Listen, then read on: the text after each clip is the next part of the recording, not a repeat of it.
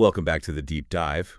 Today, we are undertaking a truly monumental task. We're doing an excavation, really. Not of physical ruins, but of the very historical and mythological fragments that describe the ancient Vaal. Right. For those of you who might be less familiar with the geography here, the Vaal Empire, well, it dominated the entire continent of Rayclast for thousands of years. An almost unimaginable length of time. It really is.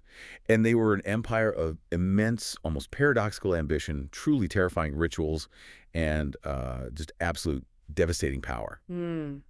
So our mission today is, I think, quite profound and very specific. We're going to treat every single piece of information we have, every myth, every personal memoir, every scrap of text, as if it were a factual eyewitness testimony. As real history. Exactly. We're not analyzing fiction here. We're trying to build a narrative of the Vaal as a real civilization. We want to understand their motivations, the emotional realities of living in that empire, and the dark logic that drove their spectacular rise and their catastrophic self-made ruin. And that approach is, I think, absolutely essential, because you can only really grasp the scope of their tragedy by treating the divine and the profane aspects of their history as interwoven fact. You can't separate them. You can't. We have to go beyond just, listing their atrocities. We have to understand the why behind their laws, the immediate lived consequences for every single person, and what drove a society that could achieve such incredible cultural and technological feats. Right. While relying entirely on systemic human suffering and, frankly, religious violence on an industrial scale. So to do that, to really understand the Vaal,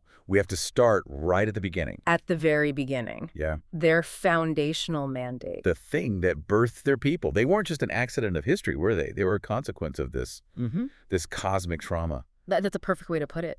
Their origin story is horrifyingly specific. It starts with a betrayal. The ultimate betrayal, really. Xibaqua, a being born from the very flesh of the gods, turned on its creators. And from the carnage left behind by that failure, by that divine reaction, the Vaal were born. Yes. And this origin, it immediately establishes their purpose. It's not a choice for them.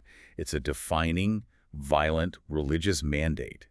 Their entire existence is framed by this one single duty. To return to the gods what was once theirs. Chilling. It is. And it's more than just a duty. It's like a genetic imperative for violence and expansion. Xibaqua's treachery was met with such divine fury that the gods just reclaimed their own flesh piece by piece. Violently. Oh, incredibly violently. And when the cosmic reckoning was finally complete, almost nothing was left. But what was left behind was this tiny remnant, a single shining droplet of pure light. And that was the first Vaal. That was the first Vaal. Now think about the burden that droplet carried. They are literally the residue of a cosmic violent reclamation. They emerged from total destruction with the singular purpose of undoing the mistakes of their predecessor, Xibaqua. And for them, that translated into millennia of conquest and sacrifice. It was the only way they knew. And that heritage, that single burning purpose, it just sets the stage for everything that follows.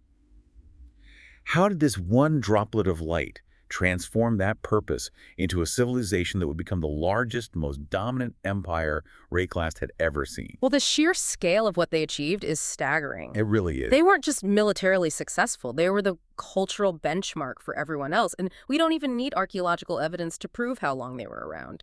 The sources tell us their linguistic legacy is this physical, undeniable proof of their dominance. The common tongue? The common tongue spoken across Rayclast today is derived directly from ancient Vaal. That is the deepest, most enduring cultural imprint a civilization can possibly leave. That level of linguistic dominance, it just confirms total cultural saturation, a testament to their pervasive, inescapable influence. But the sources also give us this clear, four-stage psychological roadmap. Yes. A trajectory that charts this slow, almost insidious slide of the Vaal from an aspiring civilization into this monstrous machine of absolute domination. And this progression is key to grasping their mindset. Let's unpack it, because it's a brilliant piece of historical analysis in itself.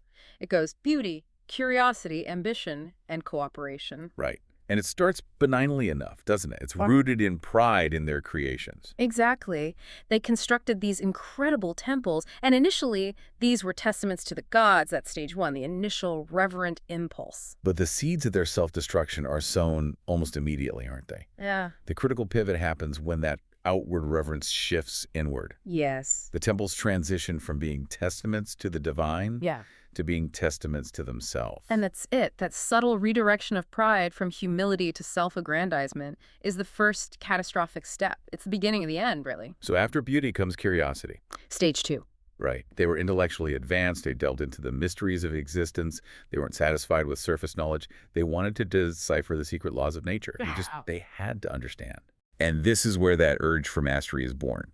Curiosity in the Vaal psyche, it just rapidly morphed into a desire not just to know the laws of nature, but to harness them, to bend them to their industrial and military will. Knowledge stopped being a pathway to wisdom. And it became a tool for control. Precisely. Which leads directly into stage 3, improvement. On the surface, it sounds noble. They strove to improve the world, seeking harmony, developing advanced technologies, better political systems. A noble, progressive endeavor. You'd think so. But as always with the Vaal, the fatal ambition takes over. Improvement turns into mastery. They were not content to live in harmony with the world. No, they had to totally dominate it, Yeah. to assert their will as the primary force governing all of existence. And finally, stage 4 is cooperation. Initially, this meant interacting with neighboring peoples, sharing knowledge, teaching, fostering a beneficial cultural exchange, a display of their superior organization. But inevitably, that relationship soured, and it soured immediately into domination. Sharing became control. Teaching became subjugation. This 4-stage model, from reverence to self, understanding to harnessing, improving to mastering, and sharing to dominating, it's not just a list of facts. No, it's the institutionalization of hubris. That's exactly where we need to focus, the institutionalization. You asked when curiosity morphs into a total need for control. It happens the moment the state provides a religious or political justification for exploitation. So they created a legal framework for it. A complete framework.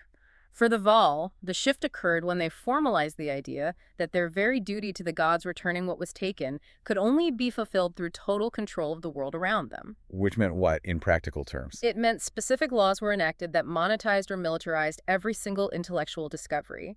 If a scholar deciphered a new law of physics, the immediate legislative response wasn't, how do we share this wisdom? No, it was, how does this new knowledge power our weapons or control our labor force? Exactly. Their ambition was formalized through a state apparatus that viewed knowledge solely as a technology for subjugation. So we have to reconcile this internal ambition with their external self-image. How did they see themselves on the world stage? Especially concerning their closest neighboring empire, the Vistiri, or the Mariketh, as they're often known. Well, their self-image was one of supreme moral authority, built on a foundation of profound arrogance. They genuinely saw themselves as the benevolent peacekeepers of Grey Class. Peacekeepers. That's how they framed it. Their claim was that they were surrounded by lesser, dangerous cultures they routinely labeled savages. And they justified this contempt by pointing to the savages' supposed propensity to, pillage, burn, and commit other atrocities. Right. So in the Vaal mind, their massive military wasn't for conquest at all. It was purely for containment. They believed their vigilant armies were the necessary bulwark holding back utter chaos from engulfing the world. This is a critical piece of self-deception, isn't it? It's everything. By defining their neighbors, whether it's the Vistiri, the Mariketh, or the primitive Asmirians, as subhuman savages, they granted themselves moral license for any aggressive action. Any expansion, any act of subjugation could be rationalized as a protective measure. A necessary evil required to maintain the superior Vaal civilization against the constant threat of barbarism. But the external tension, especially with the Mariketh, tells the real story. The Mariketh's texts mention their merchants trading openly, nobles smiling and clasping arms with the Vaal. Outwardly, there was this complete, almost frigid cordiality. Yes, but the underlying reality, as the Mariketh knew intimately, was the constant chilling threat of spears bristling behind those masks of civility. So the peace was always conditional. The Vaal's civility was never genuine respect. It was simply the temporary absence of overwhelming enforced violence. You could shake hands with a Vaal noble, but you were constantly aware that their military was the ultimate, restless arbiter of that peace. They never forgot their military superiority, and they made sure their neighbors never forgot it either. Never. This leads us to the staggering paradox of war in Vaal culture. We're told they revered peace, yet rousing them to war was suicide. War wasn't a tragedy for them or a failure of diplomacy. It was a calibrated tool. An optimized tool. That's the perfect word. The texts reveal they sought to find peace through war and advancement through death. This is not a culture that accepts conflict reluctantly. No, they see it as a highly efficient mechanism for achieving state goals. Exactly. If peace means the total cessation of local conflict enforced on their own terms, and war is the fastest way to impose that definition, then for them, war is a moral good. It's sanctioned by the state's self-appointed role as peacekeepers. And the idea of advancement through death is truly chilling. It is. It tells us their understanding of conflict was entirely utilitarian, connected right back to those 4 stages of ambition. They weren't fighting for mere survival or territory. No, they were fighting to optimize the world according to the Vaal definition of mastery.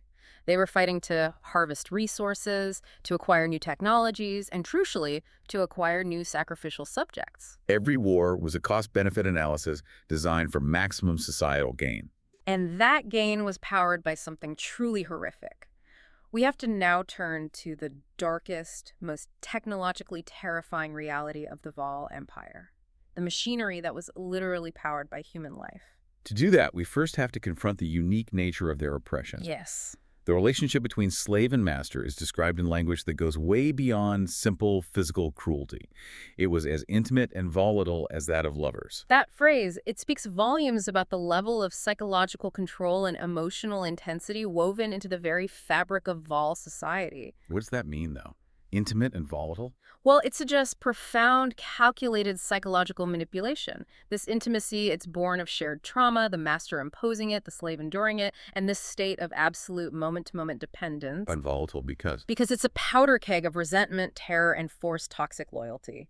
The master requires total psychological and physical submission, yet keeps the slave perpetually close, perpetually controlled. It creates this intense, consuming emotional reality that frankly corroded the souls of both parties. And the horror is that this suffering wasn't just a byproduct of cruelty. It was the essential power source. The fuel? Human sacrifice was used to literally power the empire, its massive cities, its sophisticated machines.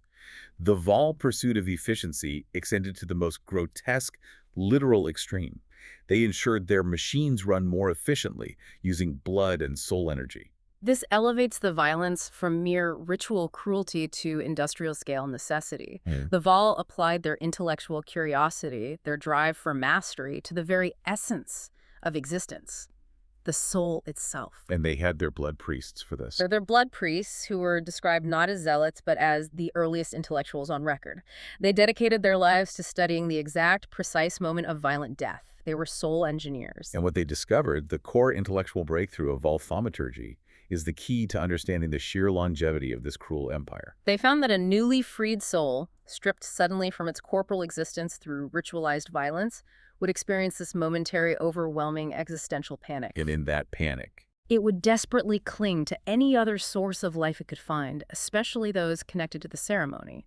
That is the intellectual discovery. And the immediate, pragmatic application of this knowledge was the mark of submission. The mark. It wasn't just a brand or a symbol. It was a complex, thaumaturgical mechanism of ultimate control. The moment the soul panicked and clung, the mark would channel that raw, desperate energy. Like a conduit. A perfect conduit. This channeled soul power was then directed into their machines, allowing the infrastructure of the empire, maybe lighting their cities, moving massive weights, or powering their war engines, to function with a frightening, sustained energy derived from pure existential agony. The efficiency they got from this process was unparalleled. But the consequence of this thaumaturgy is maybe the single most disturbing detail of this entire civilization. It's up there. The mechanism of the mark was so profound that those destined for sacrifice, dressed in garments that blurred the line between the sacred and the profane, soon began to welcome their death. To welcome ritual death is the ultimate destruction of the self. The mark didn't just bind the body for the bloodletting. It broke the psychological and spiritual foundation of the victim. It convinced them that their ultimate act of service, the ultimate fulfillment of their corrupted loyalty, was their final bloody demise. So the Vaal didn't just kill their victims. No. They indoctrinated them into desiring their own consumption. This ensured a constant, stable, and willing fuel source for the state machine. This level of psychological control is the true zenith of Vaal mastery. To really understand the horrific success of this system, we need to move away from the generalized suffering of the enslaved and look at the absolute peak of Vaal societal honor. The river crossing memory. The memory of the unnamed warrior. This memory reveals that the system of sacrifice wasn't just for slaves or the condemned. It was the highest honor for the most loyal, most successful citizens. This is the narrative moment that just crystallizes the entire Vaal philosophy. The warrior is experiencing the absolute peak of his career.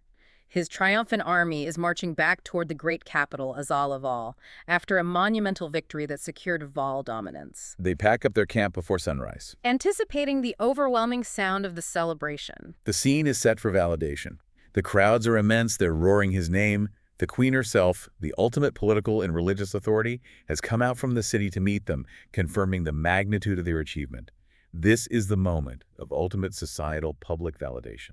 But the emotional weight is made intensely personal. His family has traveled to witness this. He hears them specifically chanting his name above the roar of the crowd. Imagine that sound. Just try to imagine it. The specific cadence of his proud mother or his child celebrating his service, his courage, his victory. This is his final, perfect, cherished sensory experience. He is then led, not in chains but in honor, to lie upon the cold stone altar. And the last specific, perfect sound he ever hears is his family's voices chanting his name, a song of pride that becomes his death knell. Amen. The ultimate administrator of life and death, the queen herself, plunges the ritual dagger into his chest. This action solidifies the entire Vaal political doctrine. Wait, let me push back on this a bit. Politically, isn't this system profoundly unstable? How so? Well, if your most successful general, the warrior who just secured a massive victory for you, is immediately consumed, you eliminate your successful general class. Doesn't this guarantee a shortage of effective, loyal leadership? And doesn't it foster massive internal resentment among those who didn't get chosen for the honor of death? Why risk your best assets like that? That's an excellent point, and it's a rational one. But the Vaal answered that instability through ritualized, institutionalized logic. By sacrificing the victor at his absolute peak, the state achieves several critical things. First, they prevent the very resentment or political ambition you mentioned. A successful general cannot become a rival, a threat to the throne, if he is immediately deified and consumed by the state. So it's a preemptive political strike. In a way, yes. Hmm. Second, and more importantly, the state claims his absolute peak value, his strength, his success, his life essence, and transforms it into literal fuel for the empire. It's the most efficient transfer of power imaginable. It reinforces the terrifying lesson that your personal achievement is ultimately meaningless outside of the state's mechanism. Exactly. The sacrifice sends a message to the entire populace. Your service is deeply valued, but your ultimate value is always, always fuel for the empire. There is no reward, no personal legacy that transcends the needs of the state. And the queen, in this act, is performing the highest public service. She's officiating the sacred transaction between the citizen and the state machine. It cements her role as the final judge of both life and death, proving that the system consumes the best just as efficiently as it consumes the weakest. We shift now from the cold machinery of the empire to the minds that shaped its pantheon. The minds whose personal obsessions really define the Vaal's fatal philosophical flaws. And we have to start with Ralakesh, the master of a million faces. Ralakesh, his entire being was just wrapped up in governance. Specifically, the ruthless control of humanity through their most base animal instincts. He was a god of manipulation, not elevation. And his ethos, it just reveals the core cynicism of Vaal control. Why exert effort when you can simply mimic what others have done? So he's less of a god of creation and more a god of management. Cunning, cynical management. He was a god of imitation and subjugation. He preferred the tested path of control over the messy uncertainty of creation or genuine improvement. But this reliance on simple, cynical control led to a devastating, recorded historical failure.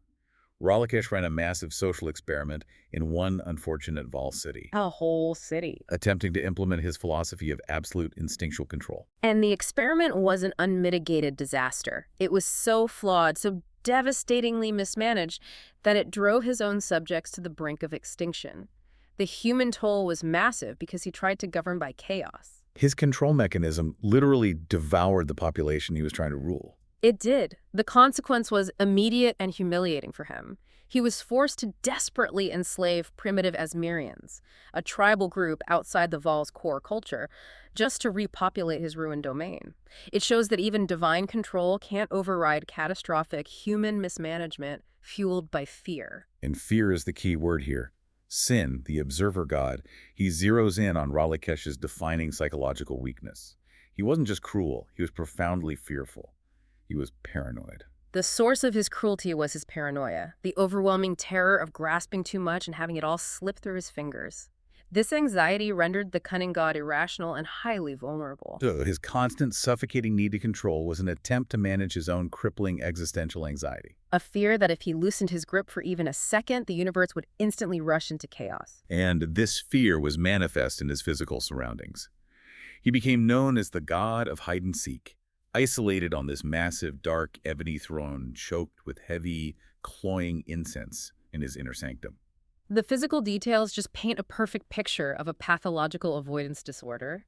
He surrounded himself with obedience, blinding himself with the affirmation of his followers, and deafening himself with the senseless, constant cacophony of brass gongs. He created a high-walled sensory deprivation chamber for his rule, where the only input was the affirmation of his own greatness. And critically, he lacked the courage to look over his own high walls.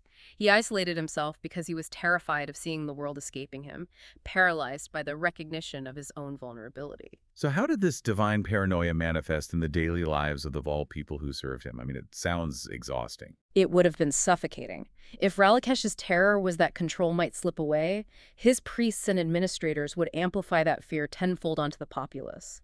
Daily life would have been defined by unpredictable, arbitrary rules designed not for efficiency, but for constant affirmation of the god's authority. So any minor deviation, a wrong word, a misplaced glance, would be instantly interpreted as evidence of the chaos Ralakesh feared. This created an environment of perpetual anxiety, where the best strategy for survival was total, public, visible conformity. The populace lived in an ever-present state of manufactured fear. So no one ever dared to question the stability of the walls, lest they be instantly branded as the source of the chaos. And this leads us to his final irony, the simple lesson he never grasped. Total control equals controlling nothing. And that failure led to his final, perfect, poetic betrayal. His own followers, tired of the suffocating, irrational, anxiety-driven control, turned on him. And the rallying cry they used was this terrifying and specific rejection of his entire philosophy. Lock the gates and build the walls. Let those of Ralakesh take care of those of Ralakesh. They used his own tools of isolation and paranoia against him. The very gates and walls he relied upon, they used them to trap him. It proved that his system of absolute control was ultimately self-consuming and completely unstable. So where Ralakesh focused on animal instinct, Ugol, the scholar, focused on the purest, most refined human emotion, terror. He came to believe there was no truer expression of humanity than pure terror. Ugol's path to godhood was intellectual, clinical, and profoundly, monstrously cruel. He wasn't a savage. He was a scholar plumbing the depths of the human condition, seeking the bedrock of our existence. His method involved grisly experiments targeting the most vulnerable population imaginable. Young children, toddlers, before their minds could form complex defenses. He would systematically induce terror in these young children and then capture their reactions in specialized devices, the Eldritch mirrors. Right, and these were engineered to petrify fear for extended study. Let's just pause on those mirrors for a second. These weren't simple reflective surfaces. No, not at all. The term eldritch implies they were crafted with unnatural materials, forbidden thaumaturgy.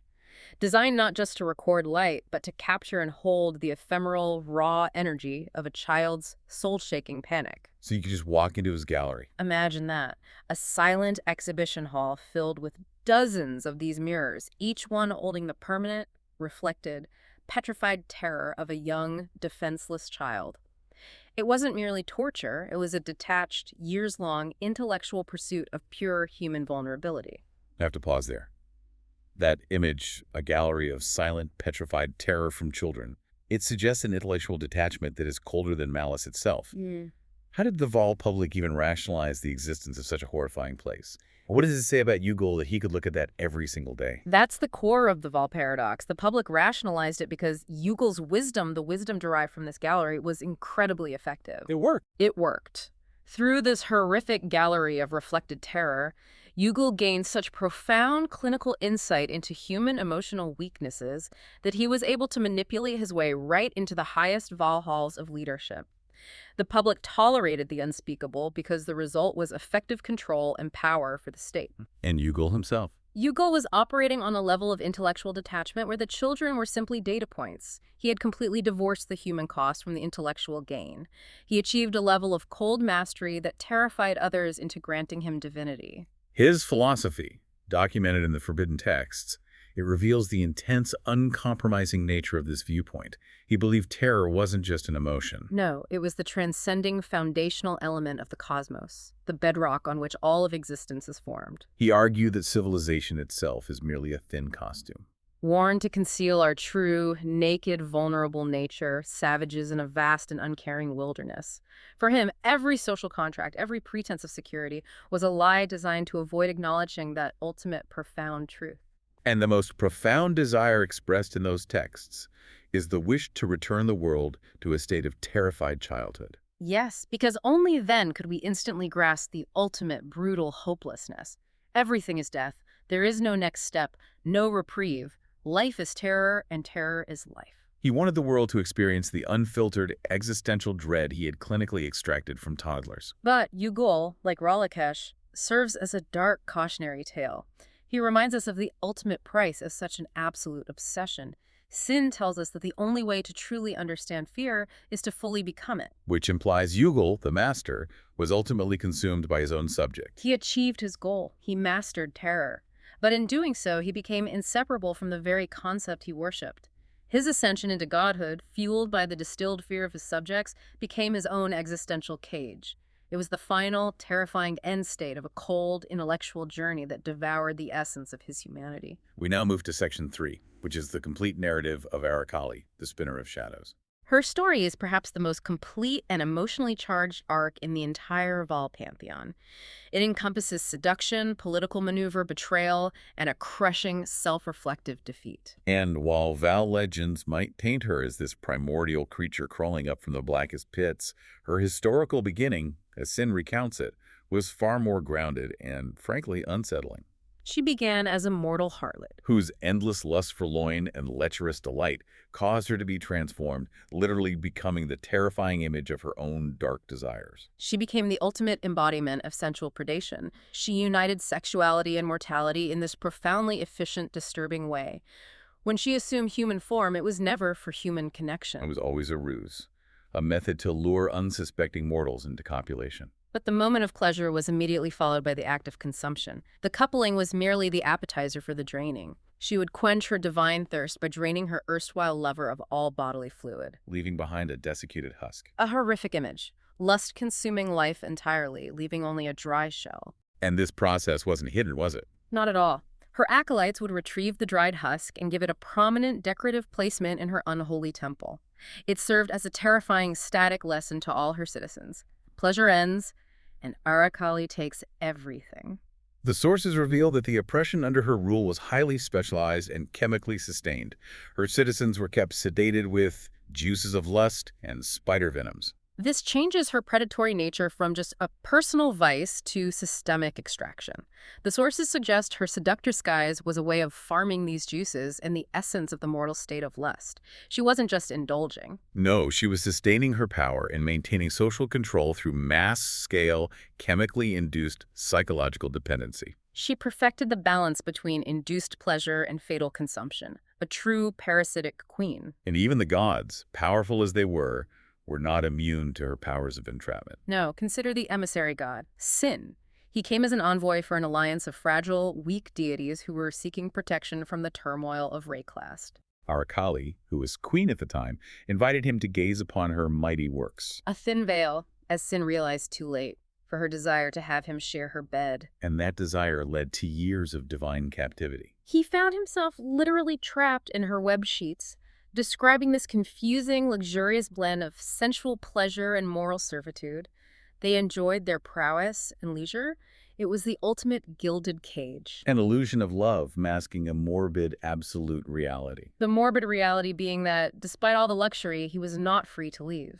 Arakali, the queen who mastered luring and ensnaring others, had placed a long-term sensual house arrest on a divine peer. And Sin languished there until Arakali was herself betrayed. Which ironically released him. It proves that even a goddess of deception could be trapped by her own followers. But her ascent to power has to be viewed in context. Her original followers, the ancestors of the widow, they saw her as a messianic figure. Why? Because they were suffering terribly under the previous ruler, the porcelain queen, Grethkul. She had brought severe drought, famine, and devastating plague to the land. So Grithkul had disgraced her people through her failure to protect them from natural disaster. And Arakali's followers believed it was with justice and truth that they shattered the porcelain queen's reign and ushered in their new messiah.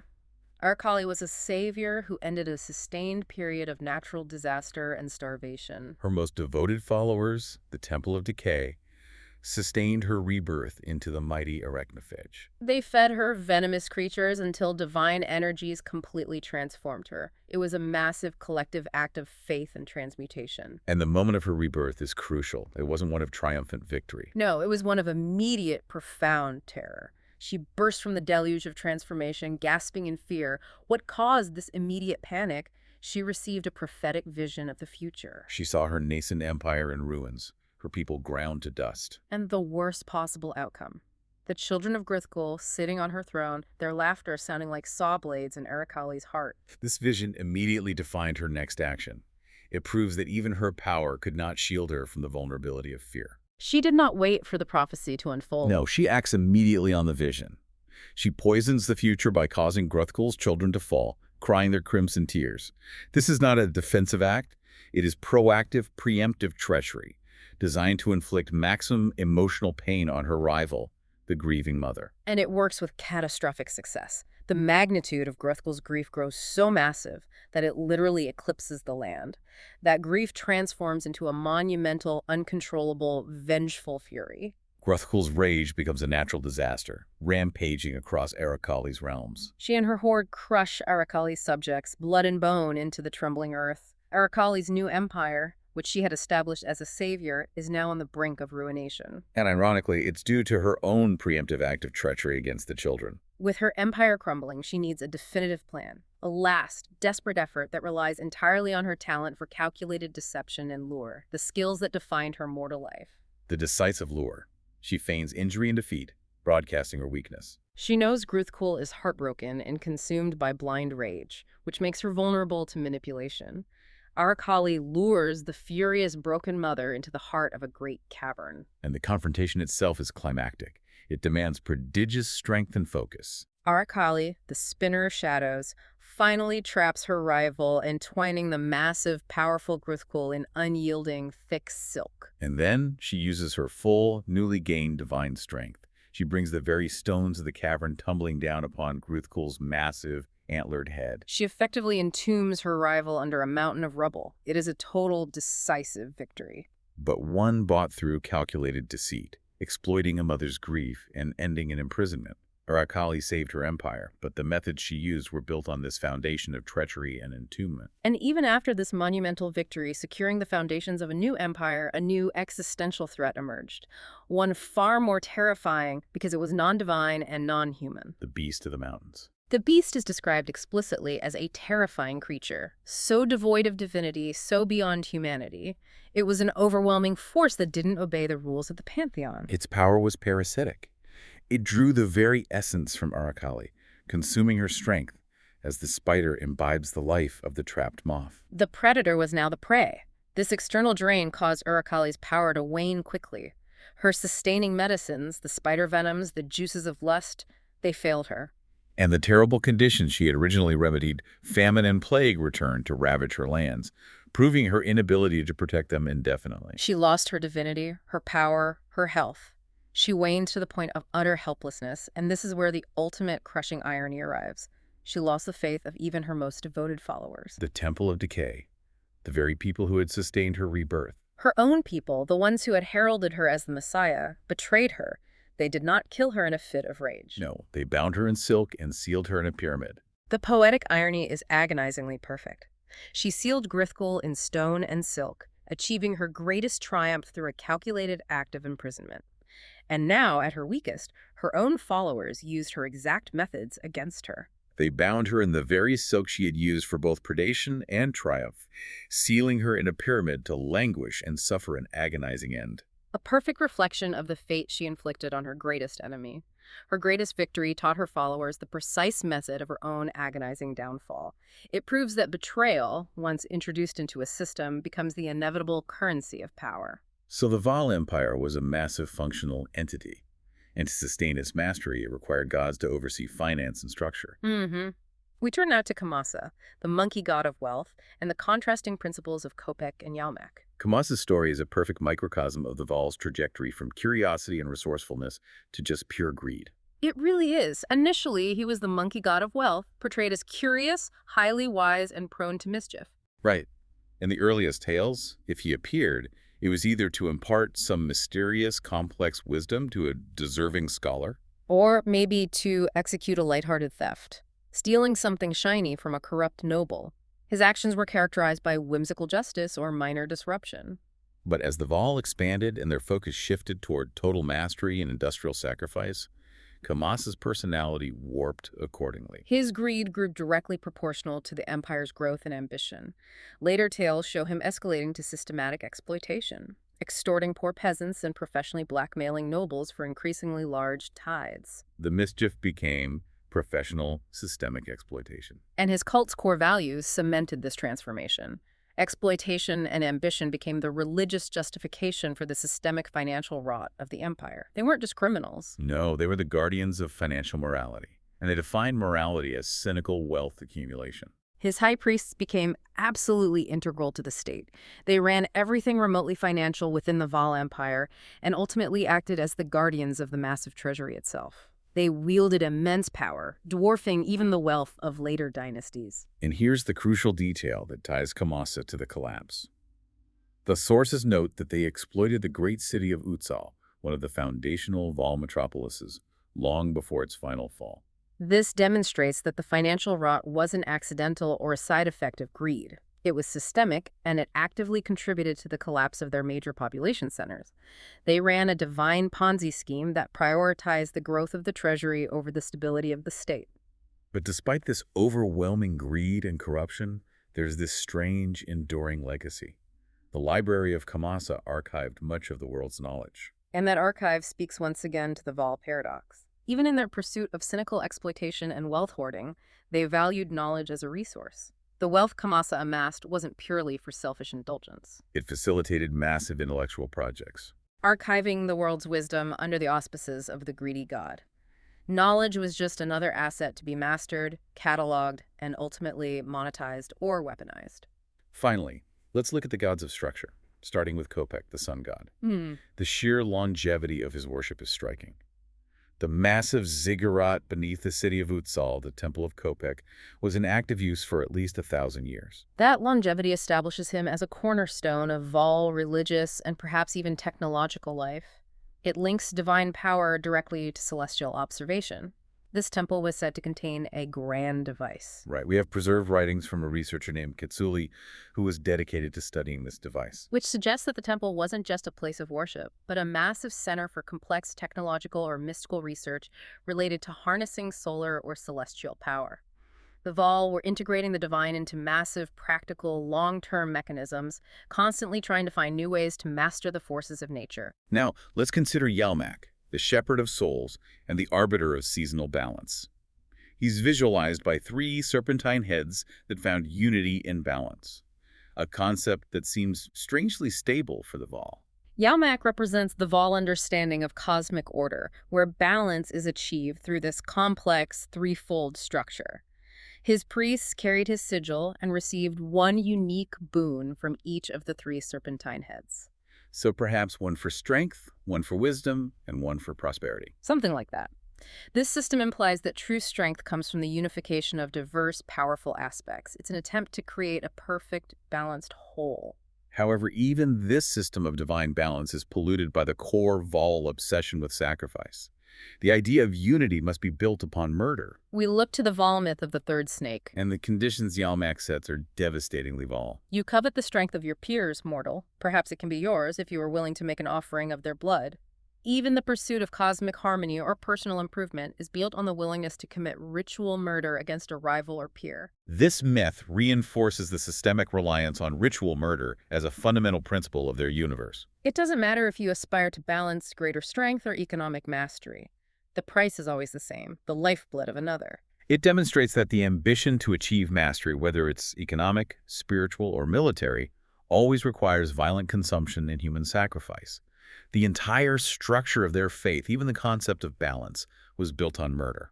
So, if we synthesize everything we've looked at, from the warriors sacrificed on the altar of triumph to the gods trapped in their palaces of paranoia, the fatal structural flaw of the Vaal Empire becomes shockingly clear. It does. Their ambition was dual-edged and ultimately completely self-destructive. They saw it, and I suppose rightly in their own minds, to master and improve the world, to decipher its laws and harness its resources through this unparalleled intellectual drive and technology. And they achieved it. They achieved cultural and technological dominance for millennia. But that drive was inseparable from the ambition to master and consume its people.